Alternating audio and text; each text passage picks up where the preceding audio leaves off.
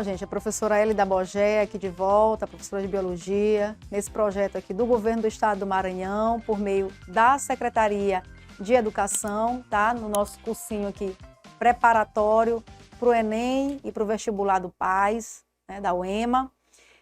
Lembrando que todo esse material, tudo que a gente conversa aqui, as questões que a gente responde, estão disponíveis no link que está aqui abaixo, tá? Estudem, revisem a cada final que a gente faz, tá? E a gente vai continuar aqui agora com a questão 45, inclusive é uma questão do PAS 2023, mas bem que poderia ser uma questão agora de 2024, né? Já que a nossa Rebeca trouxe um ouro pra gente, né? E então essa questão, ela fala o seguinte: com grande destaque, a brasileira Rebeca Andrade foi campeã do individual geral de ginástica artística em 2022, 2024 também, que colocou o Brasil no topo do pódio pela primeira vez. Essa modalidade esportiva exige muito da musculatura humana. Em relação aos movimentos voluntários do corpo humano que permitiram ao atleta alcançar esse êxito, pode-se afirmar que os neurônios, né? Então, letra A, que os neurônios motores liberam neurotransmissores para os músculos estriados, esqueléticos, que contraem, né? Esses músculos contraem e, por conseguinte, movimentam tendões e o esqueleto, né? Então, isso é o que afirma a letra A. A letra B já diz assim, ó, músculos não estriados recebem estímulos nervosos, ativam as contrações rápidas com o consumo de energia aeróbica, que, por conseguinte, movimentam tendões e esqueleto. Gente, músculo de movimento é músculo estriado, tá? Então, se a gente quer falar de movimento, de força, é músculo estriado. Então, aqui a letra B está dizendo assim, músculos não estriados, está falando de uma musculatura lisa. Letra C, neurônios motores liberam neurotransmissores, ativam a contração dos músculos não estriados, acionam os ligamentos e, por conseguinte, movimentam o esqueleto. A letra C também falou de músculos não estriados.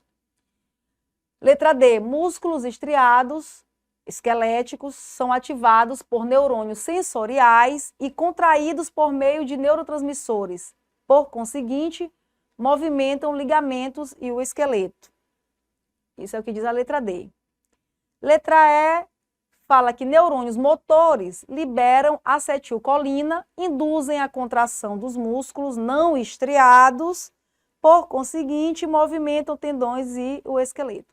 Então, gente, quem fez aqui a melhor narração, né, de como é que essa fisiologia funciona foi a letra A, dizendo que os neurônios motores liberam neurotransmissores para os músculos estriados esqueléticos, que contraem e, por conseguinte, movimentam tendões e esqueleto, tá?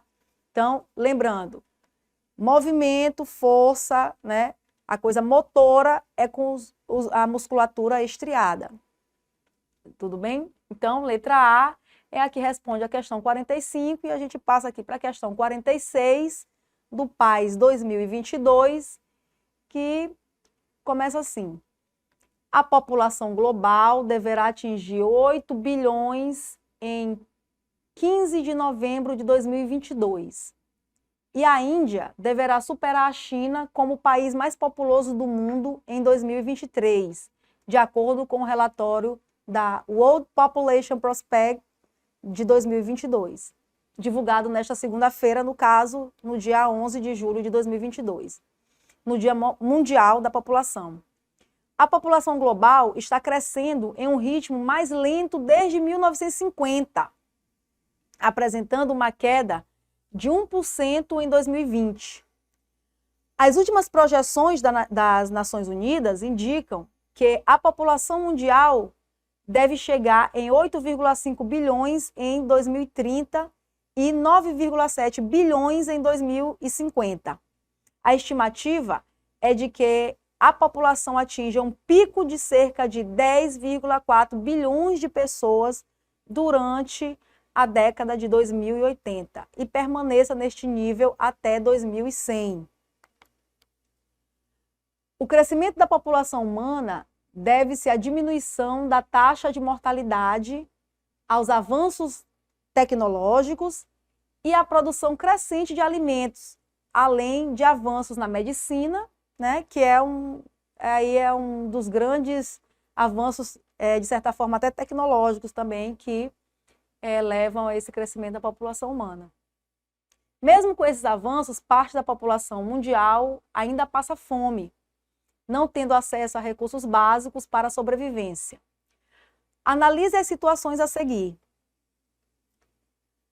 Podemos afirmar que, se a população humana seguisse os preceitos ecológicos, seu contínuo crescimento,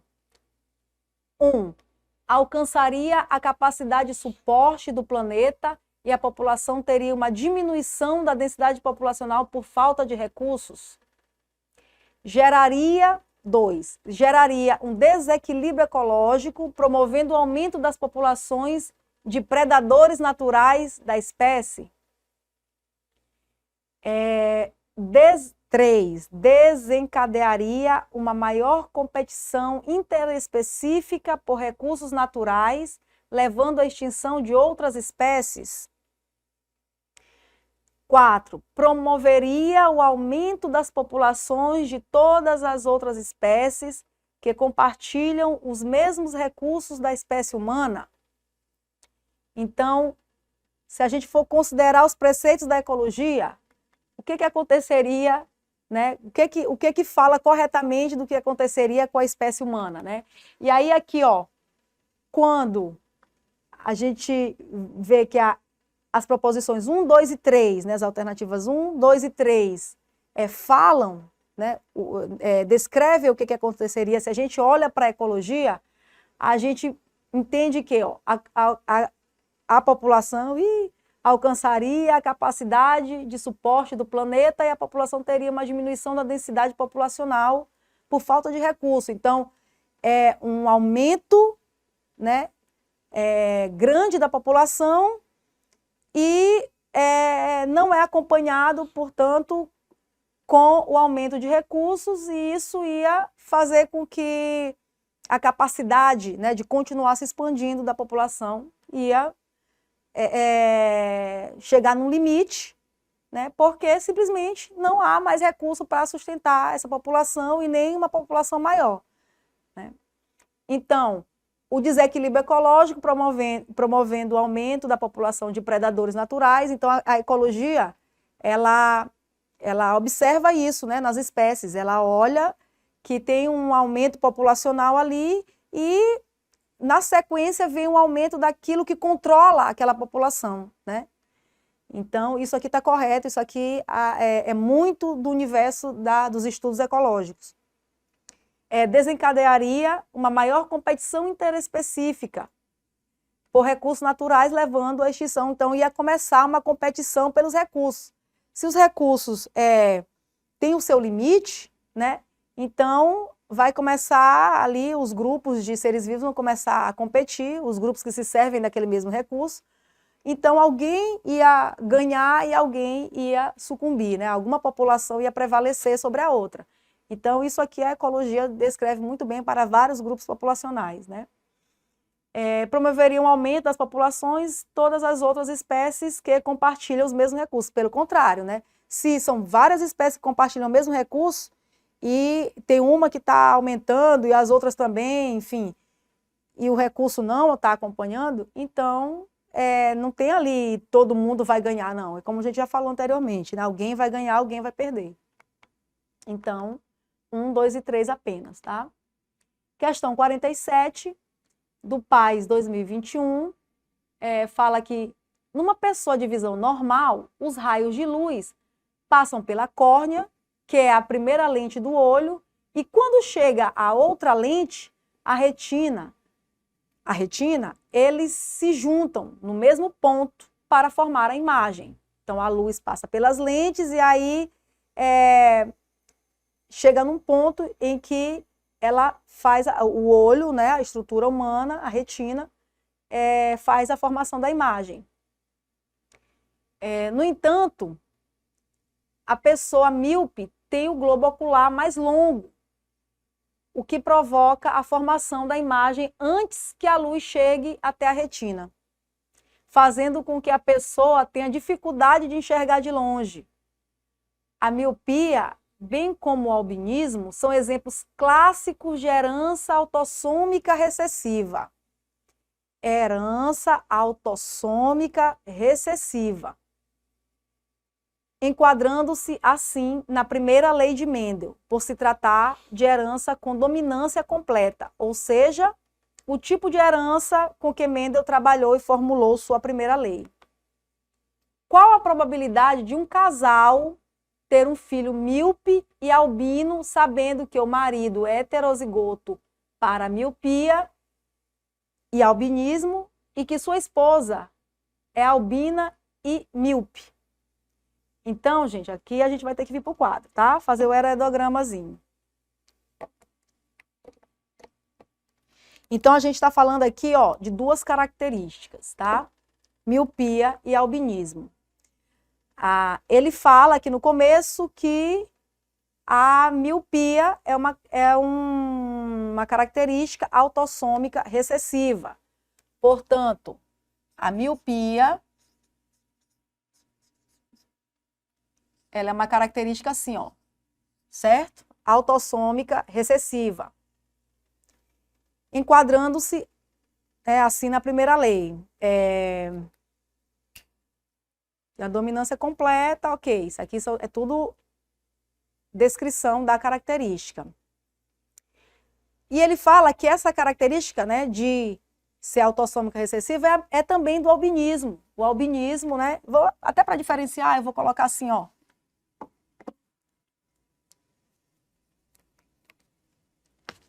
Aqui tá duro esse pincel. Vamos lá. Assim. Então, a miopia, vou botar aqui, ó, Pzinho, tá? Que é P minúsculo, tá?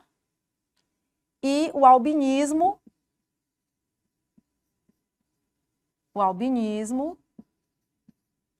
é Azinho. Então, são duas características autossômicas recessivas. Pois muito bem. Aí ele pergunta assim, ó, qual a probabilidade de um casal ter um filho míope e albino, sabendo que o marido é heterozigoto para miopia e albinismo? Opa! Então, peraí. O marido, ele é heterozigoto para miopia e albinismo. Então, ele é Pzinho, e ao mesmo tempo ele é, vou botar aqui, Azinho, tá? A esposa é míope e albina, então ela é, deixa eu só separar aqui, gente, acabei colocando meio junto, mas dá para entender aqui, ó, ela é Pzinho, e ela é Azinho, tá? Ela é afetada pelas duas características genéticas, inclusive, isso aqui tem que estar, ó, pintadinho, tá? Aí, então, a pergunta é, qual a probabilidade de um casal ter um filho míope e albino, sabendo que o marido é heterozigoto, ou seja, qual é a probabilidade o casal ter um filho míope e albino, sabendo que o marido é heterozigoto para miopia e para albinismo, e que a esposa é afetada, ó, ela é míope e albina ao mesmo tempo. Então, quer saber qual a probabilidade desse filho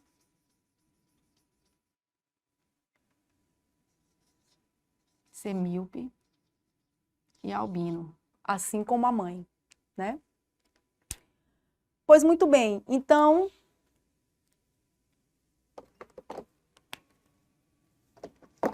aqui, para poder ter onde...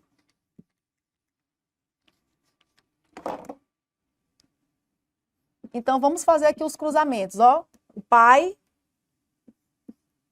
e a mãe com respeito à miopia, tá? Lembra que o pezinho aqui eu coloquei para miopia.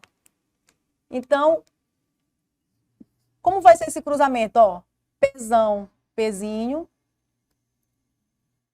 pezão, pezinho, pezinho, pezinho, pezinho, pezinho. Aqui são as probabilidades de, cruzando a característica do pai com o da mãe, são essas possibilidades de genótipo que eu tenho, tá? E com respeito ao albinismo. Com respeito ao albinismo. Então,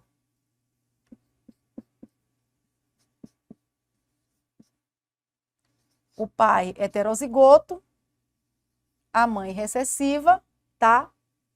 É mais ou menos o mesmo cenário. Azão, azinho, azão, azinho, azinho, azinho, azinho, azinho. O pai aqui, ó. Azão com o azinho da mãe, o azão com o azinho, o outro azinho da mãe. O azinho com o azinho do pai e da mãe, o outro azinho com o outro azinho. Certo? Então, qual a probabilidade do filho ter um pezinho com pezinho e um azinho com azinho, tá? Míope e albino. Então, vamos ver aqui. Qual a probabilidade dele ter pezinho com pezinho? Segundo aqui o cruzamento que a gente fez aqui para a miopia. Ó. 2 em 4, não é isso? Então, eu tenho 2 em 4 possibilidades, eu tenho 2 chances de ter um filho míope. Da mesma forma aqui, ó, 2 chances em 4. Dos 4 genótipos, 2 estão dentro daquilo que eu quero, ó. Ou seja, o que é 2 em 4? É meio, né? Não é a mesma coisa aqui? Então, qual a probabilidade final da gente ter essa situação aqui? Vou pegar aqui, ó. Vou trazer para cá, tá? Probabilidade de ser míope, meio. Vezes a probabilidade de ser albino, meio. Ou seja, vamos fazer essa conta aqui. 1/4. Tá?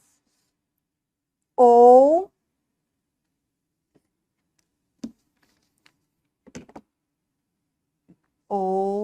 25% de probabilidade desse filho ser míope e albino ao mesmo tempo. Vamos ver aqui. Certo? Então, primeiro eu faço a conta para uma característica, depois eu faço a conta para outra característica e depois eu junto as duas, certo? E aí eu vou ter a probabilidade final, tá ok? Então, a gente passa aqui para a questão 48, tá? Do PAS 2021, que fala que a tradicional festa da Jussara, que ocorre há mais de 50 anos, no Parque da Jussara, localizado no Maracanã, na ilha de São Luís, Maranhão, atrai maranhenses e turistas de várias partes do Brasil. Além da polpa da Jussara, o evento conta com diversas atrações culturais, como o Bumba Meu Boi e o tambor de crioula, comidas típicas e artesanatos. Então, tem aqui um folder aqui da festa da Jussara, convidando todo mundo, isso lá em 2019, né? Então, quanto à natureza do pericarpo, do fruto da Jussara, esse é classificado por fruto. Então, letra A, carnoso, do tipo drupa, por apresentar geralmente uma única semente aderida ao endocarpo, que é espesso e duro. Letra B, carnoso, do tipo baga, por apresentar sementes livres, facilmente separáveis do fruto. Letra C, seco, deiscente, do tipo cápsula, por ser formado de 2 ou mais carpelos que se abrem de várias formas.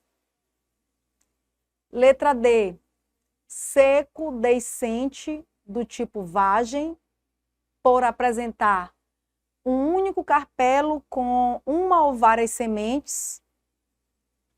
Secos e deiscentes, do tipo aquênio,